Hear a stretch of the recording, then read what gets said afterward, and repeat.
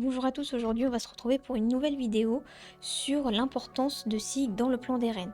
Donc je vous fais une série de vidéos juste sur de ce type-là, où je vous montre l'importance de différents personnages dans la réalisation du plan des reines. Et là j'ai décidé de m'attaquer à Sig parce que je considère que c'est vraiment le personnage limite primordial dans la réussite du plan des reines.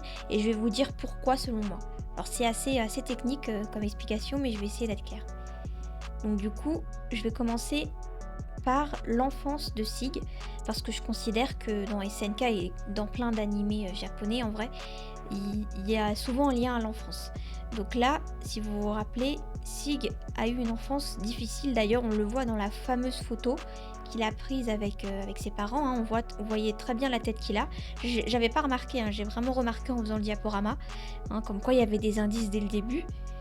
Et donc du coup, c'est cette enfance difficile qui a mené à ce que Sig est devenu quand il est une fois adulte, vous voyez. Et accessoirement, ça l'a aussi mené à dénoncer ses parents. Mais c'est pas vraiment ça pour moi le plus important. Le plus important, ce qui a vraiment façonné le Sig adulte, c'est la manière dont il a été éduqué. Et ça s'est traduit par, une fois adulte, par le rejet de son père. Premièrement, c'est très important parce que c'est ça qui va conditionner le choix qu'il va faire après. Et aussi ce que j'appelle moi le syndrome du sauveur. C'est-à-dire qu'il est dans le rejet de son père et il s'est mis dans la tête, à partir du moment où il a su qu'il avait un frère, il s'est mis dans la tête de sauver son frère du soi-disant conditionnement qu'il aurait reçu de Grisha. Puisque lui-même considère avoir été conditionné, limite utilisé comme un pion, il s'est mis dans la tête de sauver son demi-frère de ce même conditionnement qu'il aurait reçu. On sait très bien qu'il avait tout faux, hein, mais lui c'est vraiment ce qu'il pense et c'est logique, hein, en vue de l'enfance qu'il a eue.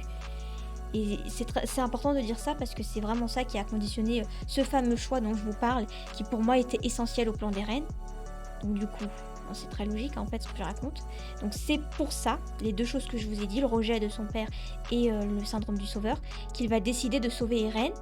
Et il va le sauver en l'emmenant dans le passé. Donc à la base, il avait peut-être pas prévu de l'emmener dans le passé directement. À la base, il essayait de le déconditionner, soi-disant, en parlant avec lui, en lui parlant de son plan d'éradication douce. Sauf qu'une fois arrivé dans l'axe, je vous rappelle que Eren dit clairement à Sig qu'il a fait semblant de croire, d'être d'accord avec son plan d'éradication douce, mais que lui, tout ce qu'il voulait, c'est être dans l'axe.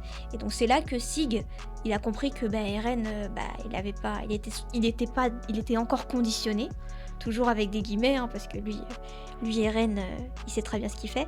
Mais là, Sig, du coup, il se dit, mince, Eren est toujours conditionné par Grisha, donc du coup, comme il veut le sauver, il veut pas le laisser tomber, il va l'emmener dans le passé pour lui montrer la réalité, soi-disant, de son conditionnement par Grisha. Donc c'est à cause de ça qu'il décide de l'emmener dans le passé. Et donc là, ils vont se balader dans différents éléments du passé de Grisha et d'Eren. Et en particulier, là, je vous ai mis pour rappel, différentes séquences. Mais le plus important, c'est la numéro 4, c'est cette scène-là de la grotte où Eren va rentrer directement en contact avec Grisha. Déjà, je vous rappelle que ce contact, je dis direct, mais en vrai, il est indirect.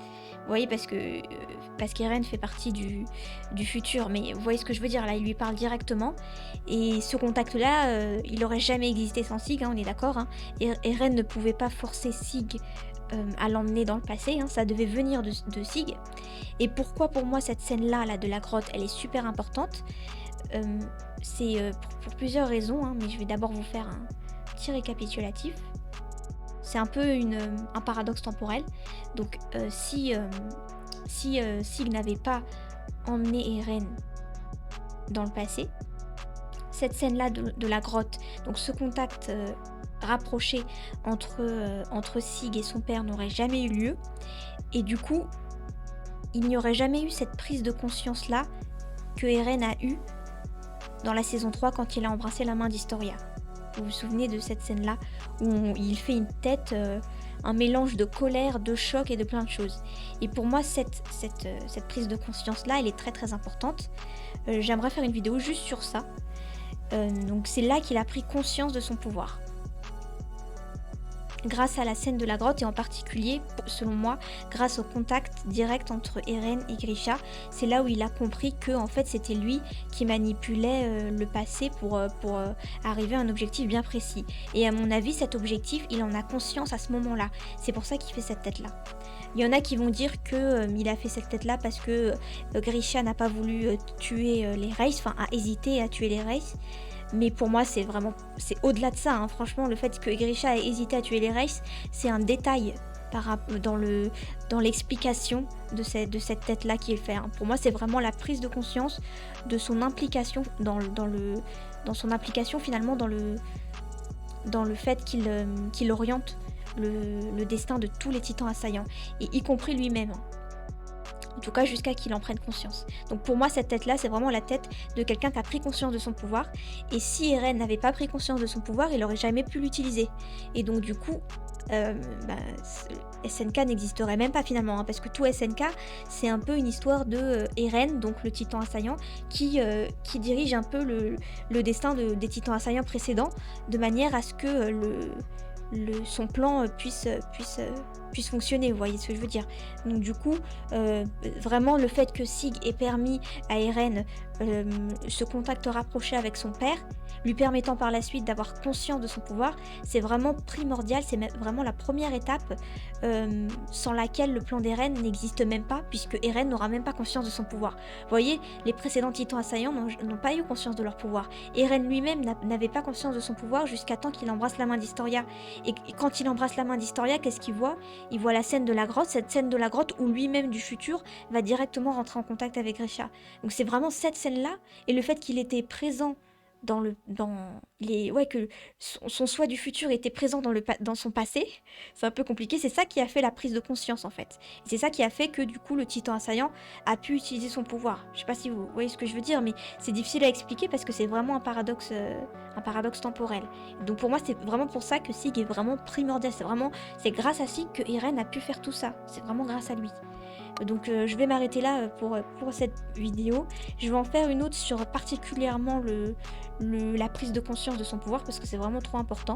Ça sera un complément de cette vidéo là. En attendant, moi je vous dis à bientôt pour une prochaine vidéo.